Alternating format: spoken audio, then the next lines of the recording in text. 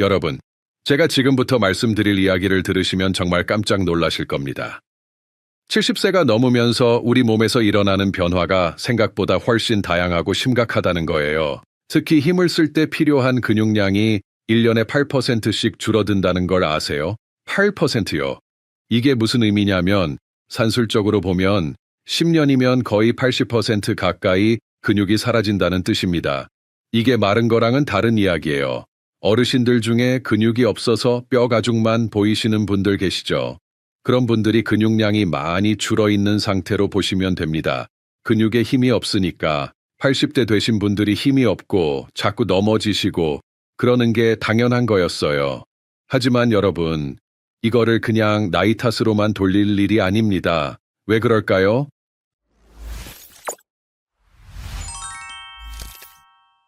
안녕하세요, 여러분.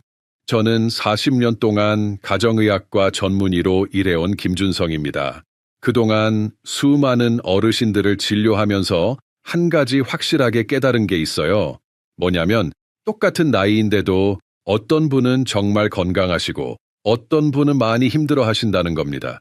그 차이가 뭘까요? 바로 단백질이에요. 그런데 많은 분들이 착각하고 계신 게 계란에 단백질이 많으니까 계란만 많이 먹으면 될 거라 생각하신다는 거예요. 저도 상담하다 보면 의사 선생님이 단백질 먹으라고 해서 계란 매일 하나씩 먹고 있어요 라고 말씀하시는 분들이 정말 많거든요.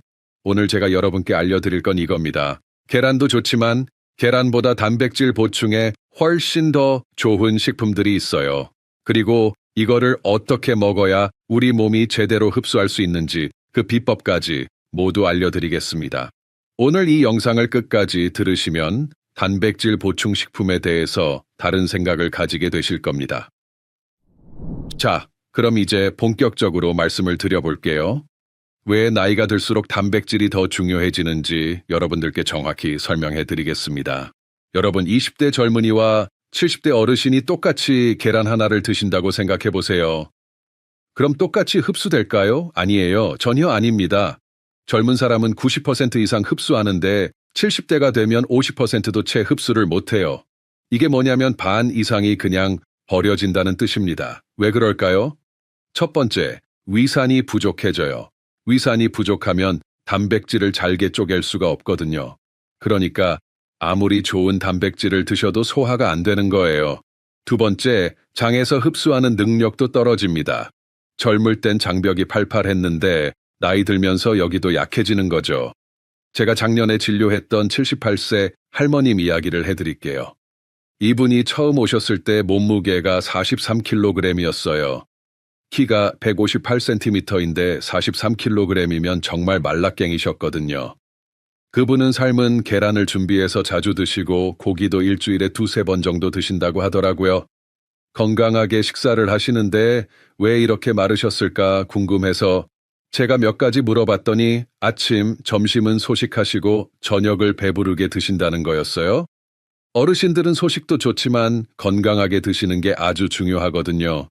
우리 몸은 한 번에 흡수할 수 있는 단백질 양이 정해져 있어요.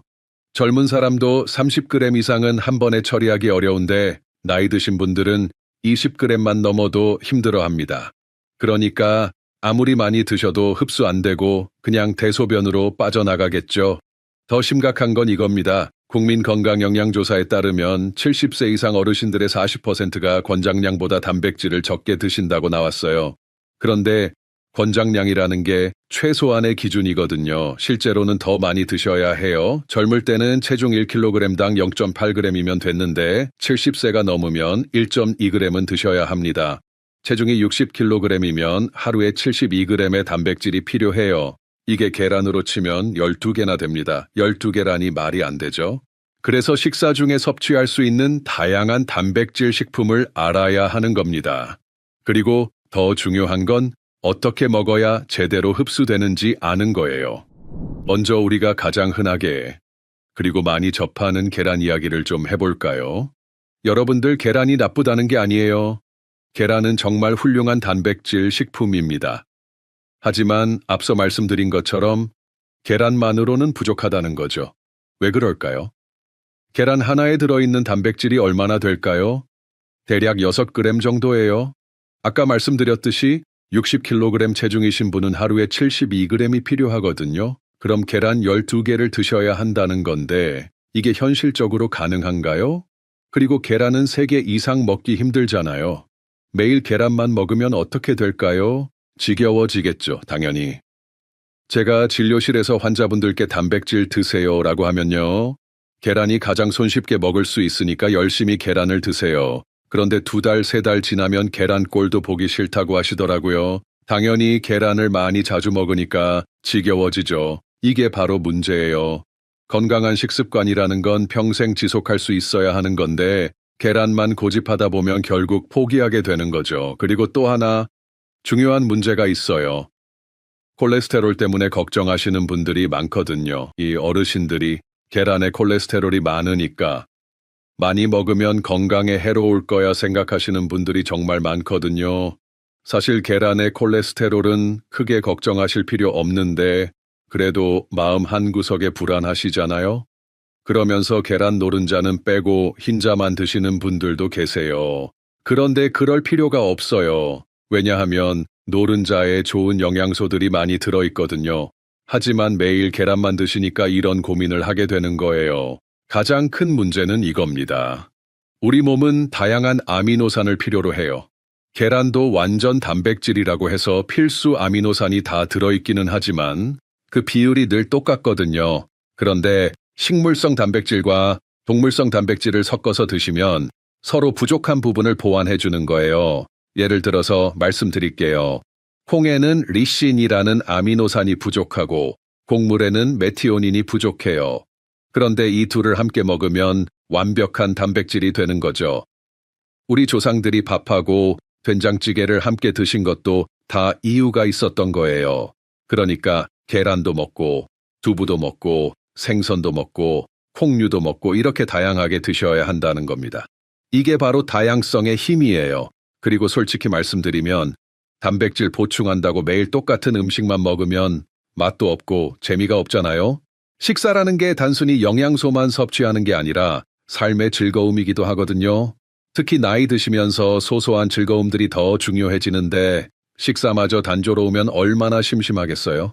그래서 제가 다음에 얘기할 계란보다 더 좋은 단백질 식품들이 여러분에게 아주 중요한 겁니다. 생각지도 못한 정말 놀라운 식품들이 있거든요. 다음 알려드릴 식품 정보가 기대되신다면 영상을 잠깐 멈추고 좋아요, 구독 눌러주세요. 그리고 카카오톡 지인분들께 공유해주세요. 댓글로 건강한 단백질 시작이라고 남겨주세요.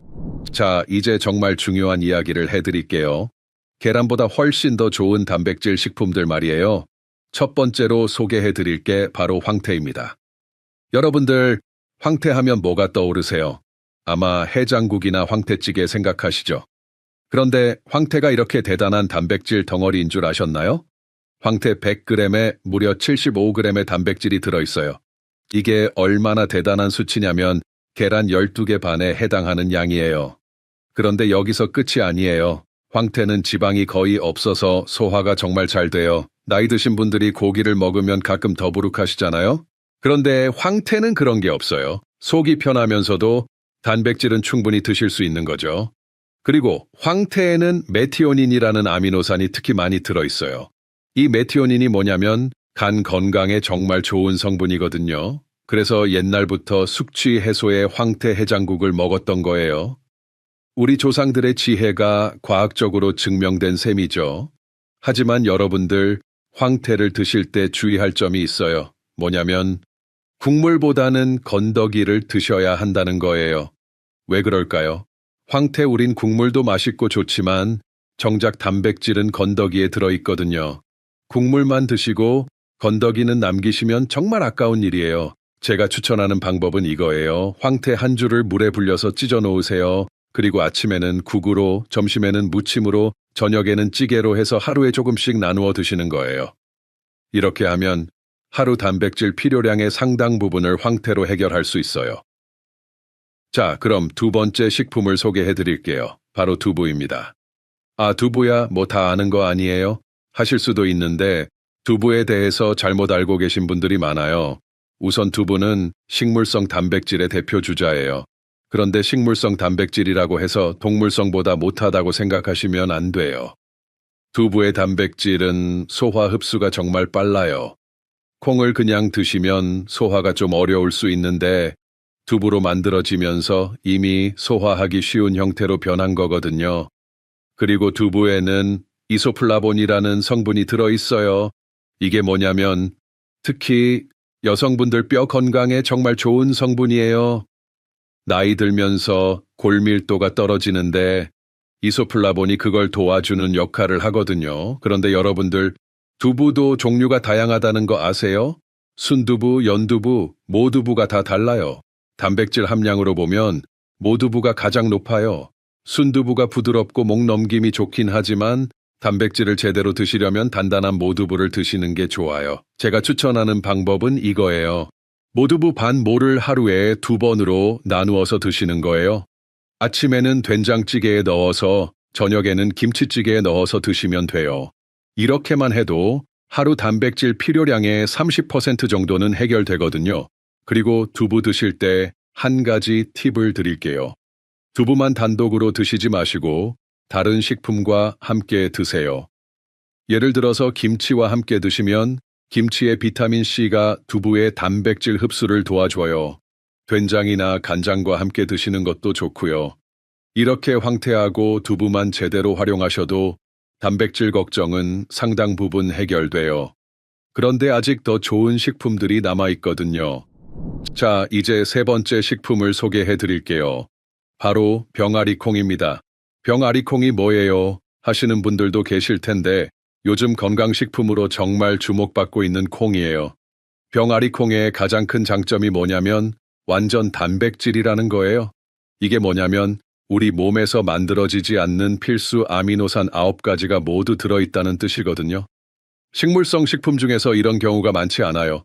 대부분 한두 가지씩은 부족한데 병아리콩은 정말 완벽해요. 그리고 병아리콩에는 식이섬유가 엄청나게 많이 들어있어요. 100g당 17g 정도 되거든요. 이게 얼마나 많은 양이냐면 하루 필요한 식이섬유의 절반 이상을 병아리콩으로 해결할 수 있어요. 특히 나이 드시면서 변비로 고생하시는 분들 많으신데 병아리콩이 정말 도움이 돼요. 더 중요한 건 이거예요. 병아리콩에는 비타민 B군이 풍부하게 들어있거든요. 특히 비타민 B6가 많은데 이게 단백질 대사를 도와주는 역할을 해요. 그러니까 단백질을 먹으면서 동시에 그 단백질을 우리 몸이 잘 사용할 수 있게 도와주는 성분까지 함께 섭취하는 셈이죠. 제가 병아리콩을 추천하면 병아리콩? 그게 뭐예요? 하시더니 제가 권해드린 대로 한 달 정도 드셨더니 이게 이렇게 좋은 줄 몰랐다고 변비도 없어지고 힘도 좋아졌어요 라고 하시더라고요. 병아리콩 드시는 방법은 간단해요. 미리 물에 불려놨다가 밥할 때 함께 넣으시거나 삶아서 샐러드에 넣어 드시거나 갈아서 수프로 만들어 드셔도 돼요. 하루에 한 줌 정도면 충분하거든요. 자, 이번에 말씀드린 식품은 여러분들도 의외라 놀라실 수 있을 텐데요. 바로 들깨입니다. 들깨가 단백질 식품이에요 하실 수 있는데 들깨의 단백질 함량이 20%가 넘어요. 이거는 일반적인 육류와 비슷한 수준이거든요. 그런데 들깨의 진짜 장점은 따로 있어요. 바로 오메가3 지방산이에요. 들깨에 들어있는 알파리놀렌산이라는 성분이 우리 몸에서 EPA, DHA로 변환되거든요. 이게 뭐 하는 거냐면 뇌 건강에 정말 좋아요. 치매 예방에도 도움이 되고요. 그리고 들깨는 염증을 줄여주는 효과도 있어요. 나이 들면서 관절이 아프시고 여기저기 염증이 생기기 쉬운데 들깨를 꾸준히 드시면 이런 염증 반응을 줄여줘요. 실제로 혈중 콜레스테롤 수치를 낮추는데도 효과가 있다는 연구 결과들이 많이 나와 있어요. 들깨에 드시는 방법을 말씀드릴게요. 들깨가루를 만들어서 나물에 묻혀 드시거나 들깨에 우유를 만들어 드시거나 들기름으로 드셔도 돼요. 하루에 한 2스푼 정도면 충분하거든요. 다만 한 가지 주의할 점은 들깨는 칼로리가 높으니까 너무 많이 드시지는 마세요. 마지막으로 계란 이야기를 다시 해볼게요. 아까 계란만으로는 부족하다고 말씀드렸지만 그렇다고 계란이 나쁘다는 건 아니에요. 오히려 계란은 정말 훌륭한 단백질 식품이거든요. 계란의 가장 큰 장점은 흡수율이에요. 계란의 단백질 흡수율은 거의 100%에 가까워요. 이게 얼마나 대단한 수치냐면 다른 어떤 식품도 이 정도 흡수율을 보여주지 못해요. 그래서 계란을 단백질의 기준, 즉 완전 단백질이라고 부르는 거거든요. 그리고 계란에는 류신이라는 아미노산이 특히 많이 들어있어요.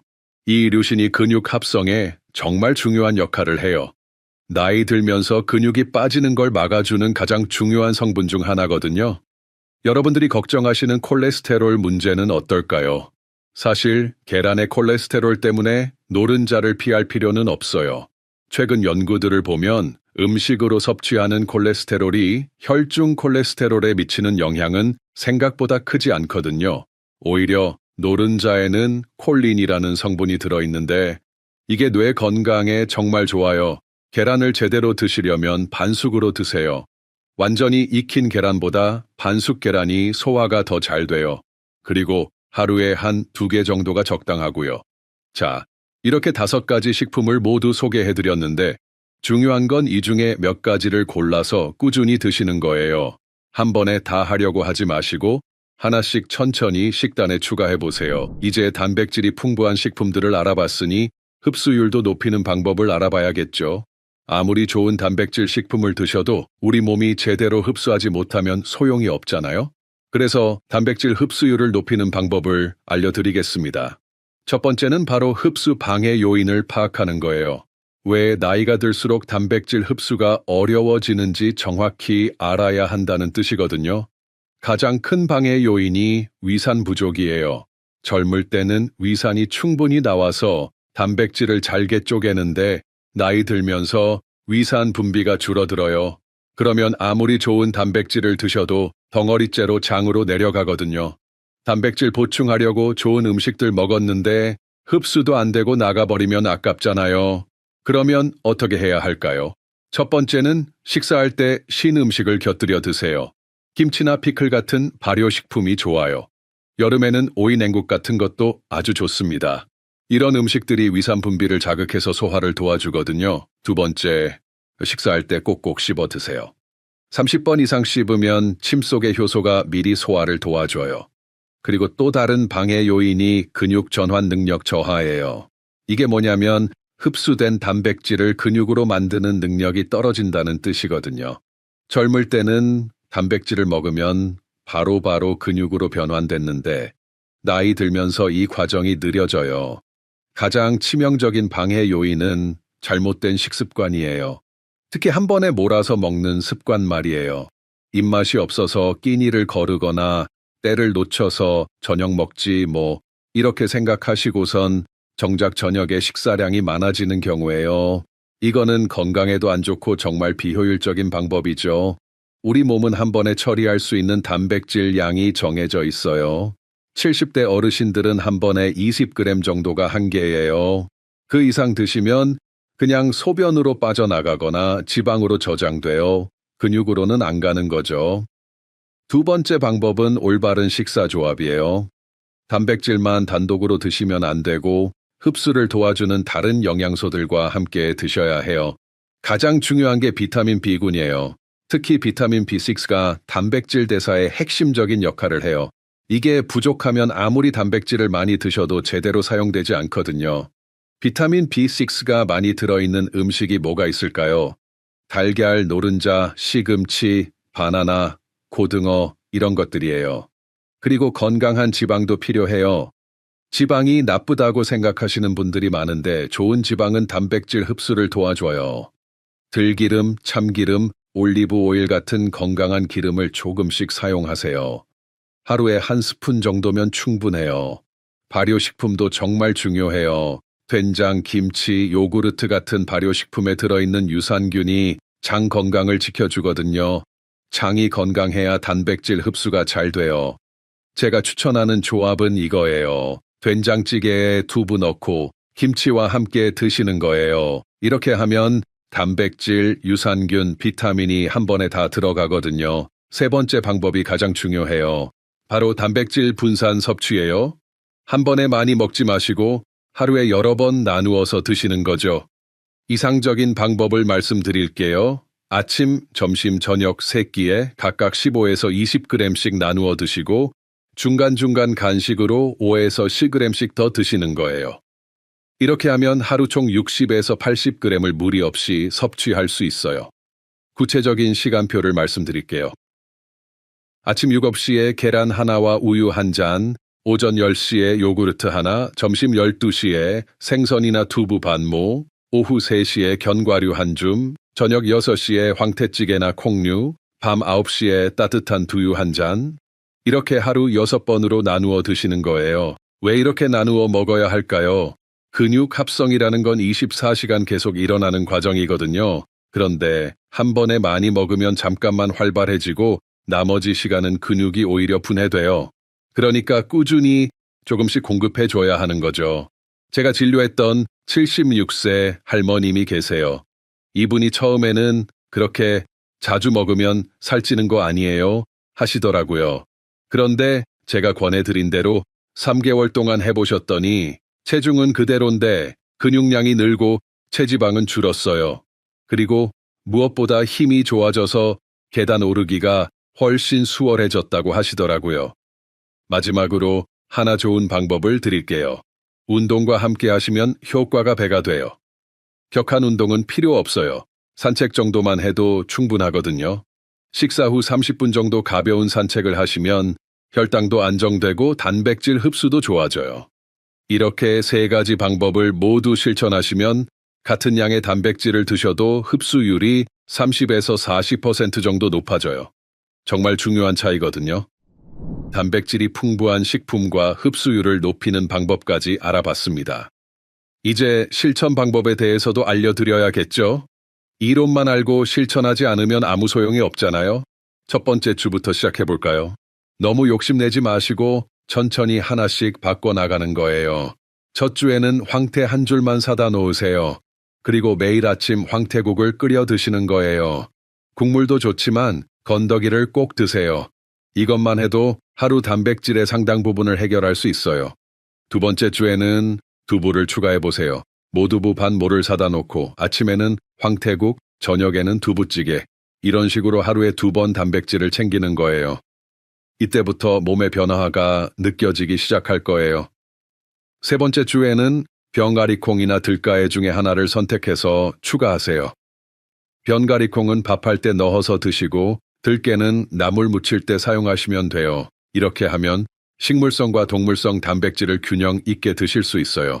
네 번째 주부터는 계란을 제대로 활용해 보세요. 하루에 2개 정도 반숙으로 해서 드시는 거예요. 아침에 계란 하나, 저녁에 황태국, 점심에 두부찌개, 이런 식으로 하루 3끼 모두에 단백질을 넣는 거죠. 중요한 건 억지로 하지 마세요. 오늘 황태국 끓이기 귀찮으시면 계란 하나라도 드세요. 완벽하게 하려고 하다가 포기하는 것보다 조금이라도 꾸준히 하는 게 훨씬 좋거든요. 혈당이 걱정되시는 분들도 계세요. 단백질은 혈당을 급격히 올리지 않으니까 안심하셔도 돼요. 오히려 혈당을 안정시켜주는 역할을 해요. 다만 밥이나 빵 같은 탄수화물과 함께 드실 때는 양을 조절하시면 돼요. 혹시 변화가 안 느껴져도 걱정하지 마세요. 우리 몸의 변화는 생각보다 천천히 일어나거든요. 보통 2~3개월 정도 지나야 확실한 변화를 느낄 수 있어요. 근육량이 늘고 기력이 좋아지고 면역력이 강해지는 게 하루아침에 되는 일이 아니거든요. 오늘 이 영상을 보신 여러분들은 정말 현명한 선택을 하신 거예요. 건강에 대한 올바른 정보를 얻고 실천하려는 의지를 갖고 계시니까요. 이제 남은 건 실천뿐이에요. 오늘 당장 장을 보러 가셔서 황태 한 줄, 두부 한 모만 사오세요. 그리고 내일 아침부터 시작하시는 거예요. 작은 변화가 큰 결과를 만들어냅니다. 여러분들의 건강한 노후를 진심으로 응원하겠습니다. 그리고 영상이 유용하셨다면 구독과 좋아요 부탁드립니다. 그리고 주변의 어르신들께도 이 영상을 꼭 공유해 주세요. 건강한 정보는 나누면 나눌수록 더 큰 힘이 되거든요. 오늘도 건강하세요, 여러분.